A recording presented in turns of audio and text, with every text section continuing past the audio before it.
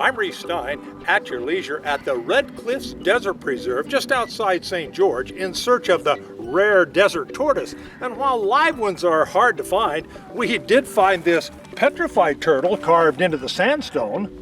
The Red Cliffs Reserve stretches for 20 miles across Washington County, from La Verkin on the east to beyond Ivins on the west. It's a vast open space, perfect for getting outdoors while maintaining social distancing and staying safe. Well, the Red Cliffs Desert Reserve is an area in southern Utah that's been set aside as a reserve for the desert tortoise, really, but it really satisfies the habitat needs for a lot of desert creatures like Gila monsters and all kinds of lizards and snakes. We're following wildlife photographer Lynn Chamberlain and his son Alex in search of the threatened and protected desert tortoises. We find several dens, but no other sign of the critters. We found them in the past, and Lynn provided us with pictures from previous trips. The desert tortoise is a fascinating creature. They only come out of the burrows just for a very short period of time, basically twice a year, once in the spring to kind of feed and rejuvenate from being hibernating all the winter, and then again in the fall to feed and to breed. This 62,000-acre reserve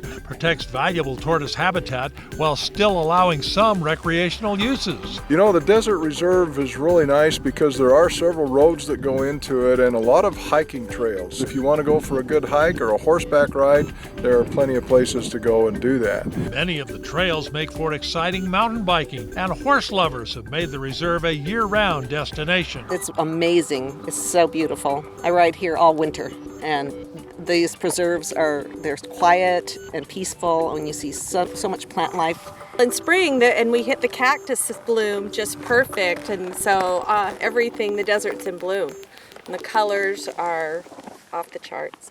This section of the reserve, just north of St. George, is popular for hikers and rock climbers.